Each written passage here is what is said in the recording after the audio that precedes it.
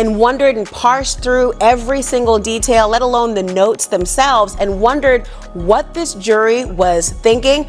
Well, now we know from a hung jury, Jeremy, just 24 hours ago, to all of a sudden no longer hung, and now acquittal on the highest charge, RICO. That's why I don't be going to the puffy parties.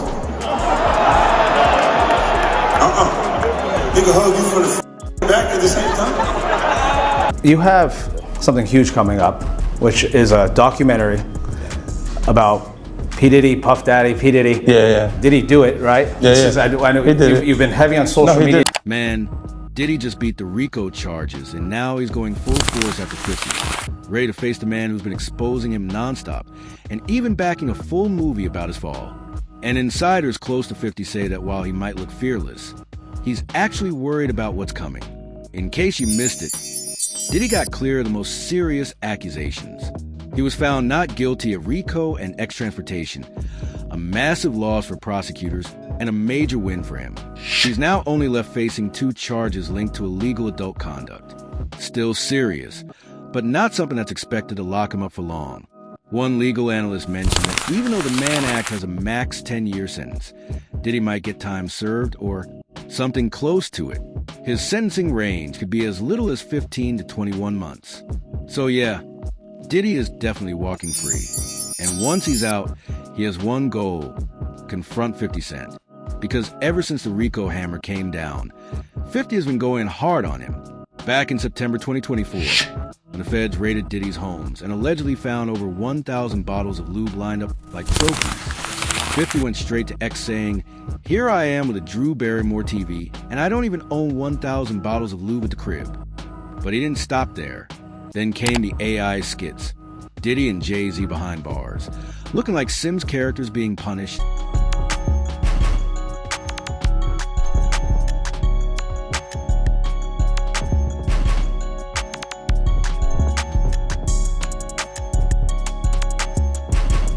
"50 even dropped a full Netflix-style docuseries trailer called Diddy Do It.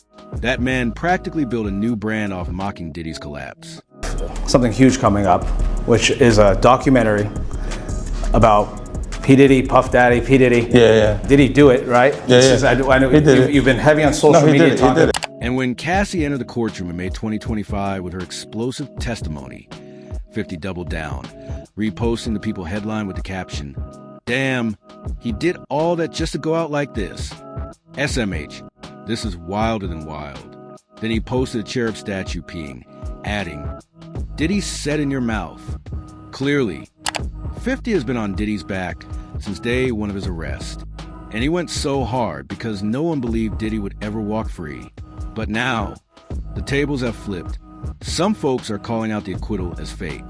Word is Diddy may have played the usual dirty game, allegedly paying people off, silencing testimonies, and running hush money plays again. When the trial was heating up, prosecutors came ready. Cassie was their top witness. She testified she was forced into disturbing stuff at Diddy's infamous freak-offs. And let's not forget the 2016 hotel hallway footage, the one where Diddy allegedly hit Cassie. They say he paid the hotel to bury the footage, but the streets still saw it. Damage was done. And that PR apology video, people could tell it was scripted, just a PR move. My behavior on that video is inexcusable. I take full responsibility for my actions in that video. I'm disgusted.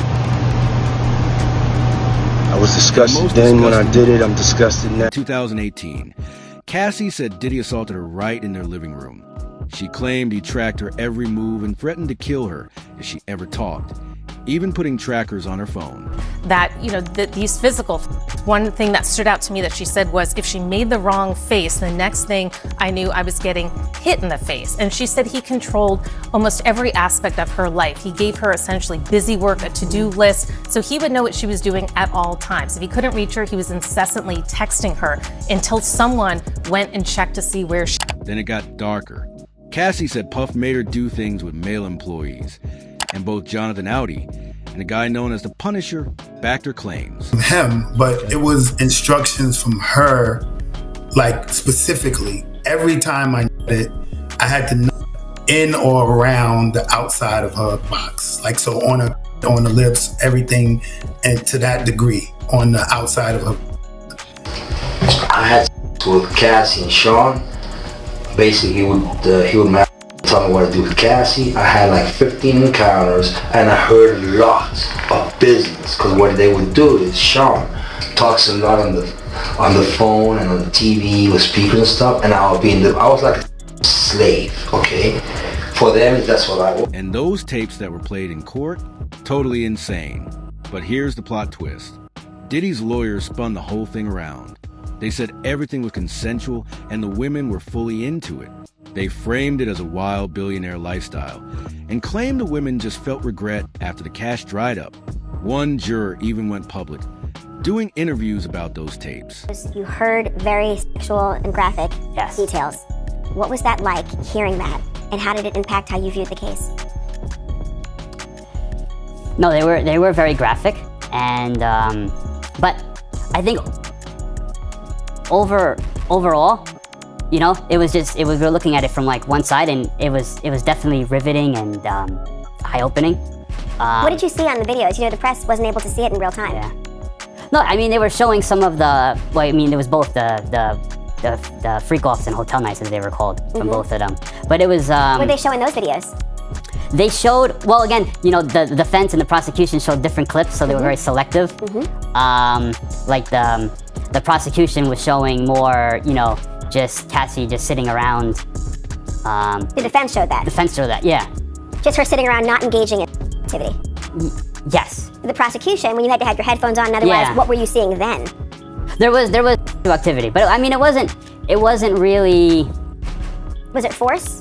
No, it didn't seem forced. It was actually like pretty tame. Really? Yeah. Did she? It was just a. They brought in Jane Doe and painted her as a fame seeker. They called Kid Cudi's statement useless.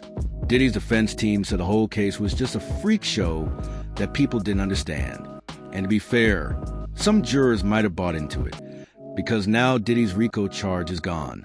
Word on the street is he's about to get bailed too. And 50, even after Diddy beat the RICO charges, kept clowning.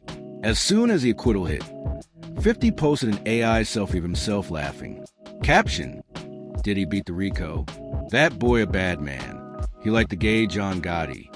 Then he fired shots at Diddy's lawyer, saying, "Yo-ish head tail puff. I said keep paying rent or Jane won't show for appeal. Mark, your closing arguments were so bad people think you work for me." And if that wasn't enough, 50 is still producing that Netflix doc on Diddy's nasty downfall and says he'll donate the profits to the victims. So now that Diddy's out of the RICO mess, people are asking, what's next?